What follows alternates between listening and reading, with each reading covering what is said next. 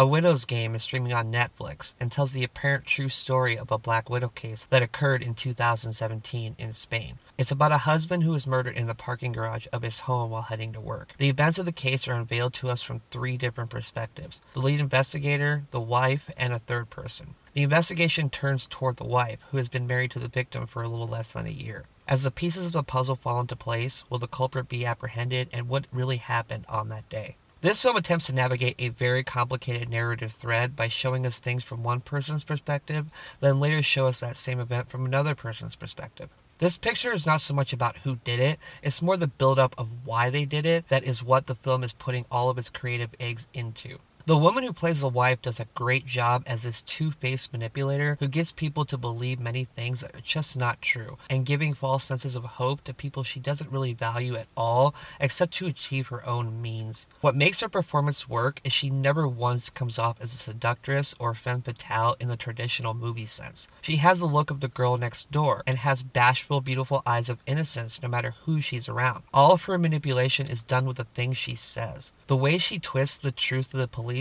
her in-laws, even her mother, just so she can be sympathized with for events that never really happened. She already cheated on her husband before they were even married, and he knew this and forgave her anyway. But he doesn't want to reveal this information to his family because of their religious beliefs. He isn't in the film long enough, though, for us to sympathize with him as the victim. I mean, it's terrible at all that a person is murdered like this, but within the confines of the movie, I would have liked more incentive to like this guy, so we'd be rooting for his murderer to be caught. The lead investigator is really good too. She sees right through all of the BS being said to her by everybody. She is very effective at her job and knows how to say the right things for people to incriminate themselves. The woman is a damn good detective, and the actress portraying her did a really nice job. The fact that the story is shown from three different perspectives ends up being the biggest downfall with this film though, because it drowns out the tension and makes a very stale watch for me. An example of this is one of the investigator's partner is killed in the line of duty while doing an investigation on an unrelated case.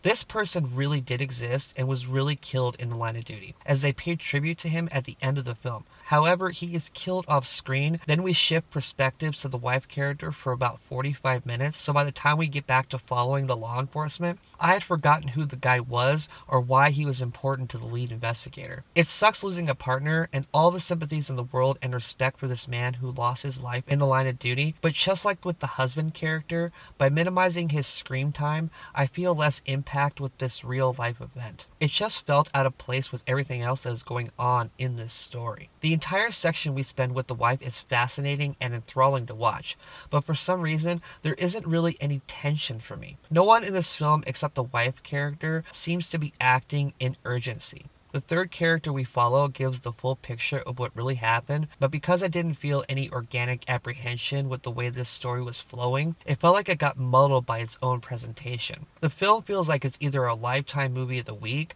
or 3 episodes of a soap opera crammed into 2 hours. I didn't feel the stakes of everything that was being presented. The performances by the two lead women are strong, and I would like to see the actress who plays the wife in other roles. She reminds me of Carla Jean Moss from No Country for Old Men in the way she presents herself, and I think she can have a bright future ahead of her if she embraces this girl next door appearance that her eyes naturally convey. As for this film, I can't recommend it unfortunately. It's not a bad movie. It feels like a movie you could run in the background while you're doing house cleaning and be intrigued when the Viper does her manipulating, but this story deserves a more cohesive telling to give it the justice it deserves. I give A Widow's Game 2 stars out of 4. I tried to be as vague as I could in this review so I wouldn't spoil anything, so if I sounded vague in my descriptions, that's why. Okay, so A Widow's Game, what is your thoughts on this? Please let me know in the comments. At least this film inspired me to look into the real life case, and the reality of this case is much more entertaining than anything that this film has to offer.